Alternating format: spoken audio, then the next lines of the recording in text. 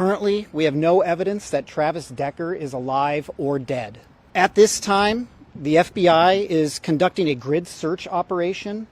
We hope to find evidence that will lead us to Travis Decker. The FBI is now leading a massive 2-day grid search at the Rock Island Campground, the very place where Travis Decker's 3 young daughters were found murdered in June. Nearly 100 agents and local partners are combing through steep terrain, looking for any trace of Decker or evidence that could finally answer the haunting question, is Travis Decker even alive or is he dead? We're going to break down the search, what happened at this press conference, and the crime with a retired homicide detective who brings insight into this kind of case. Welcome to Sidebar, presented by Law&Crime. I'm Jesse Weber.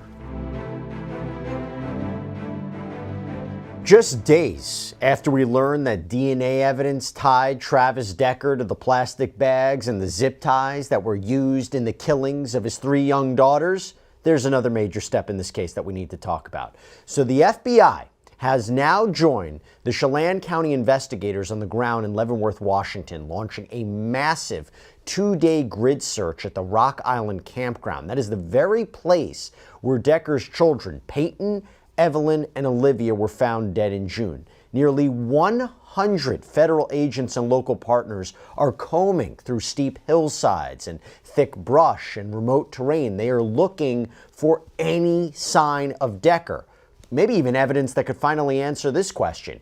Is he even alive? That's the point. Authorities, they attempted to answer that question during a press conference that was held yesterday, and we will get into that and talk about what the latest details are. But before we even get into what was announced, we have to take a quick step back, remember how we got here. So back on June 2nd, 3 little girls, Peyton, Evelyn, and Olivia, ages 9, 8, and 5. That's what we're talking about. Their dead bodies were found near the Rock Island Campground in Washington. Their bodies were discovered with plastic bags over their heads, their wrists zip-tied. According to the sheriff's office and court documents, 2 of those girls had 2 bags, each over their heads, and 1 had 3. Autopsies confirmed that they died from suffocation and their deaths were ruled homicides.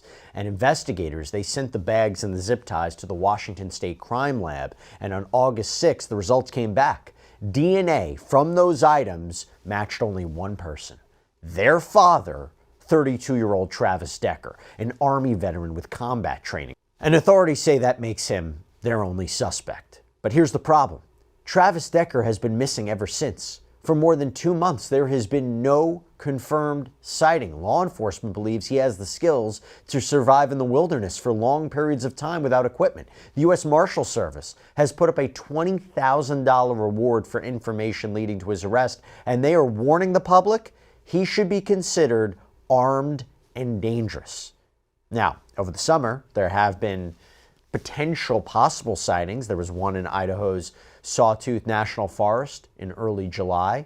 There was another near Snoqualmie Pass in Washington, but nothing was confirmed. Cadaver dogs, search teams, they have combed through mountains, forests, campgrounds, but there is still no Travis Decker. And officials admit the search, it has scaled back because the leads have dried up, but they have vowed they are not giving up. And it's that timeline. It is the timeline in this case that is still sending chills. Why? Because here's what we know. Just days before, we go to May 30th, Travis picked up his daughters from their mother Whitney's home in Wenatchee Valley. Told her that he'd bring them back that evening. But when Whitney couldn't reach them and the girls never came home, she reported to police. And the next day, authorities learned that Travis and the girls, they never showed up to a 5K race that they were supposed to attend. And despite this, police apparently didn't issue an Amber Alert, only an endangered missing person alert, because the criteria for Amber hadn't technically been met at that time. But then you go to June 2nd, and that is when Travis's car was found abandoned near the campground. And that is when deputies made the devastating discovery of the girls' bodies. Investigators have since built a growing body of evidence against Decker. DNA, bloody handprints matching him apparently, his personal belongings in the truck, even internet searches that he apparently made in the days before the killings about moving to Canada. And authorities say he now faces 3 counts of first-degree murder and 3 counts of kidnapping. For nearly 3 months, the search for Decker has stretched across Washington, Idaho, beyond. There's cadaver dogs, helicopters, drones, countless search teams. As I mentioned, there have been possible sightings, there have been tips, there have been searches in remote forests. Nothing has led to a confirmed trace of him. And authorities admit the trail has gone cold, but again, they have never closed the case. And that brings us to what happened yesterday.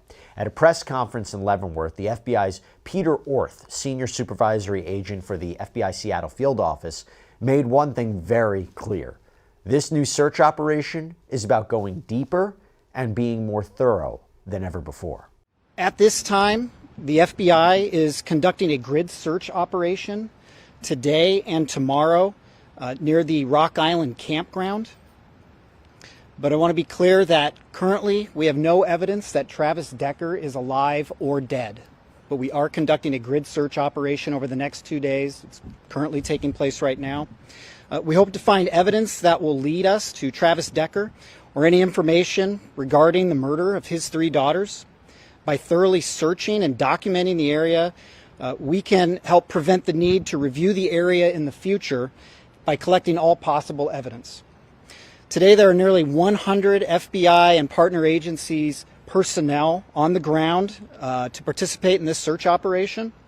We have specialty teams from the federal government and local partner agencies all deployed here today and tomorrow for this operation.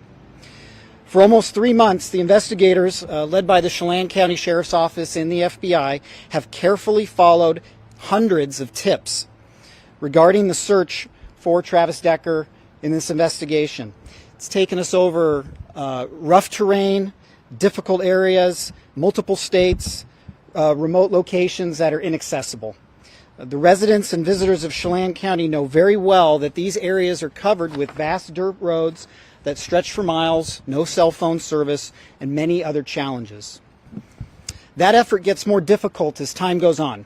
The elements bury, they carry away, erode the very items that we're looking to seek and capture for the investigation.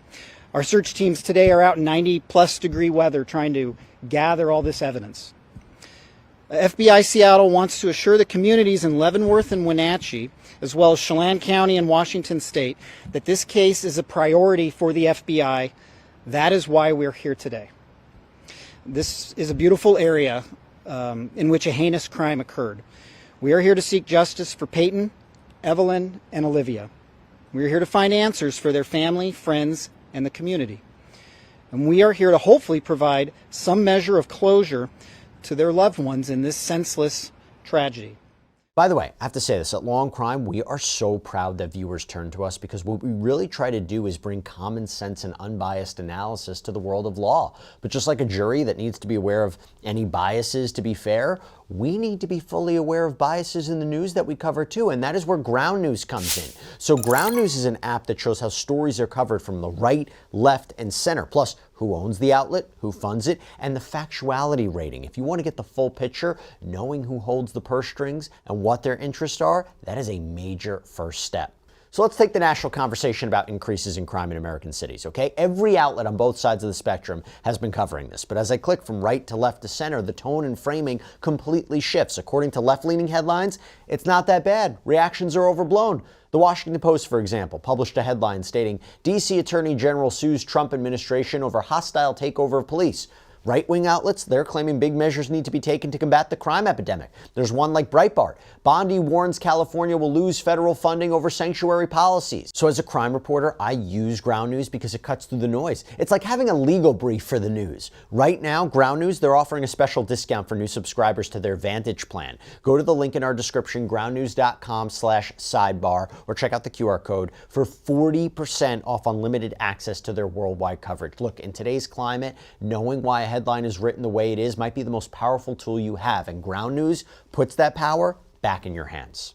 And the press conference also revealed the extent of the operation. We're talking about FBI evidence response teams, SWAT, electronic experts, even dive teams from Spokane County searching the waters near the campground. And we're going to get a little bit more into the search. But first, to help me break this down, I want to bring on a special guest, retired homicide detective Dr. Ken Lang, who hasn't been on the program in quite some time, but it's good to see him nonetheless. Doctor, thank you so much for taking the time. Really appreciate it. Well, thank you for having me here, Jesse. I appreciate the opportunity. What exactly is a grid search? So a grid search is where law enforcement officials identify a particular area of interest in which they map it out into grids, into quadrants and subquadrants, and then they will take officers and they will comb through each of those quadrants in a variety of ways. So they can start along the x-axis and go horizontally left to right, or go along the y-axis and then go vertical. And in that way, a grid search will allow officers to thoroughly search each of the quadrants for evidence, or in this case, for the suspect himself. What did you make of this announcement? Because from your experience, how do you evaluate this? The FBI's choice to conduct such a massive grid search 3 months later, this announcement of really, as I said, going deeper, really doing extensive 2-day search in this area. What do you make of it doing at this point in time? And you also have to wonder, could crucial evidence still survive in that environment? Yes, it's very possible. My initial thoughts were this is based on what the investigators now know and still what they don't know. What they now know is they have more information that they have derived out of laboratory results and the culmination of the information that they've had. They've had a chance to look for if there's any cell phone information, or if that's even plausible. They've also had the ability to analyze each of the pieces of evidence. So, for example, these cable ties, maybe they now know that they're cut, and there could be remnants laying back at the original crime scene in different areas that may help them to map out further the exact events as they unfolded when the crime happened. As far as what they don't know where his location is. And so because of that, the first thing that we look at is a suspect's cell phone, if we could ping it, but he's in remote territory, so that's highly unlikely, or if he had one at all. He may have gotten rid of that. He may be using a burner phone at this point, or he could have gotten rid of phones altogether. But at some point, if he was able to traverse through this mountainous region, the 50, 60 miles to the Canadian border, at some point, he's going to need to be able to reach out and use banking or something to begin to reestablish himself. And so the second area that we start looking at is this banking information to see if the suspect has become active in trying to relocate or reestablish themselves. How concerning is it to approach a suspect like this? What do I mean by that? I mean, you're searching for a guy who's considered armed and dangerous and may even have the skills to be out on his own for such a prolonged period of time. You look at the gravity, the depravity of this attack. Investigators are not looking for John Smith. They're looking for somebody who is a very different kind of suspect. Talk to me about how that complicates the search and complicates the apprehension. So it complicates the search not only because of the gravity and the seriousness of this violent act he committed against his daughters, but we also have to keep in mind of his mental health and the reports that we've been seeing about that concerning the possible PTSD, the possible borderline personality disorder, the paranoia, and the failed attempts of the VA to intervene, and how is that compounded to bring him to this point of violence. And so with that, when we approach these suspects, we have to approach them very carefully, very cautiously, and it's often in these cases that we're going to use our resources such as a SWAT team, hostage negotiation, so on and so forth. So members of those teams are most likely present with this search that's going on now with the FBI. Do you find it strange, surprising that they haven't found him? I mean, is it possible that his survival skills not only could lead him to live off the grid in this fashion, but be undetected? Yeah, absolutely. Again, another good reason to close down this campground and the park and to search, because here during this search, not only are they going to be able to look for him himself, but also look for any evidence of where he may have been. If he's using these skill sets that he has to hunt game, to make fires, to cook food for himself, to survive. There's going to be evidence of that. And that evidence is going to give us an idea of his direction of travel as he's moving and progressing through this terrain. How would they know if he's dead if they don't find his body? Is there other evidence that would indicate that? In a normal urban society where there is so much attached to a person, I was speaking earlier about the cell phone, electronics, emails, bank accounts, all those things that most people are so accustomed to being attached to, that when there is a sudden drop off in an urban area, you can begin moving towards that calculated conclusion that they are now deceased. In this situation, though, we don't have that luxury. We have all this terrain, we have all this mountainous region, we have him with his survival skill sets that he's been trained in, and it makes it that much more difficult to discern whether or not he is dead or alive. I want to talk about this crime for a second, okay? What we know about Decker, this military veteran, combat training, and allegedly murders his own children in such a despicable way. It's horrifying to think about what those kids went through. What do you make of that attack? What do you make of if the allegations are true, the psychological factors, the stressors that would drive a father to kill his own daughters in such a way?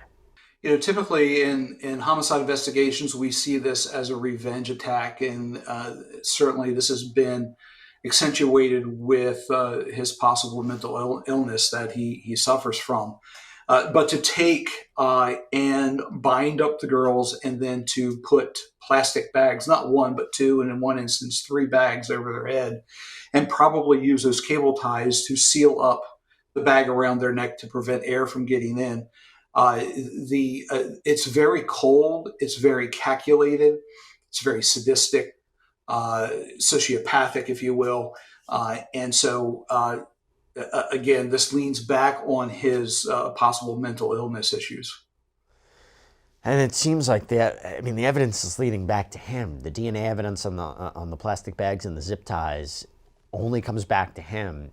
First of all, great police work, right? That they were able to determine that in such a quick fashion, but also, I don't think it leads to anyone else but him. Yeah, advances in DNA over the years have been remarkable. When I first started in sex crimes and worked with DNA, we were using STR analysis, which is basically a DNA analysis to determine fatherhood of a child. Now we use mitochondrial DNA, which is such a finite DNA. The ratios that are returned in those results, are just astronomical in conclusions, and it simply comes down to the matter of saying that you are the only person on this earth who has this DNA. I want to get a little bit more into what came from this press conference because it was significant. So while Orth and Chelan County Sheriff Michael Morrison stressed the FBI's involvement isn't about a new lead per se, they did say this is about making sure nothing's overlooked and setting up future investigators for success if Decker isn't found soon. We want to bring closure. We want to bring answers. We understand the frustration. We're feeling it as well. It's been 3 months. We would love to have Travis Decker in custody, standing in front of a judge. You've seen this over the last several months with our partnering and neighboring agencies, not only nationally within the state, but also internationally that have followed up on leads on our behalf. Again, the Sheriff's Office and the citizens of Chelan County are appreciative. We'll continue to be appreciative. But again, we will not relent. We will not give up until this investigation is concluded and that Travis is accounted for and or taken into custody. So, Dr. Lang, what do you make of that? You have these different agencies working together. They are definitely committed to this. There's not, significant developments to tell them one way or another whether he's alive or whether or not they're even close to capture. But you have all these agencies working together. Talk to me about that. Yeah, so when I see this partnership happening, this is just reminiscent of my time in that our larger cases that we had, the FBI will offer their services simply because they have more equipment, more expansive laboratories that can be utilized in these investigations that necessarily local agencies don't have budgets to power or use in their agency. And so with that, the FBI is bringing a host of hardware that they can put into this crime scene area in searching for him. It may be even documenting the crime scene. So, for example, they would have more of the 3D laser scanners that they can scan and make a 3D model replica of the crime scene to help later when we get down the road in prosecuting the case and help documenting that case. They have, again, far superior surveillance, and then they even have money to be able to throw at different things. And so in my experience, they were able to do what we call tower dumps. And so through doing tower dumps of the data that cell phones are used on each tower, we're able to watch and see different information happen. So the FBI has a lot of resources like that, not available to local agencies, and they often come and they'll help facilitate that. Now, the Rock Island Campground, the nearby trails, they remain closed while the operation continues. And as for Travis Decker, the authorities still don't know if he's hiding in the wilderness, if he's long gone. But I will tell you, Sheriff Morrison kind of put it bluntly. I've said it before, I don't believe he's special in any way. Right now, he's a criminal at large. He's wanted for murder and kidnapping. I've said it before, he's got to be perfect every single day. We just have to be perfect once. And if he is still alive, I got to imagine he's pretty tired by now. But we understand the likelihood that there could be a potential that he is deceased. But until we find him, alive or dead, we're going to continue to search. Dr. Lang, talk to me about that. What role do fatigue, environmental conditions, time play in not only this fugitive survival, but the effectiveness of search operations, them being able to find evidence of where he might be?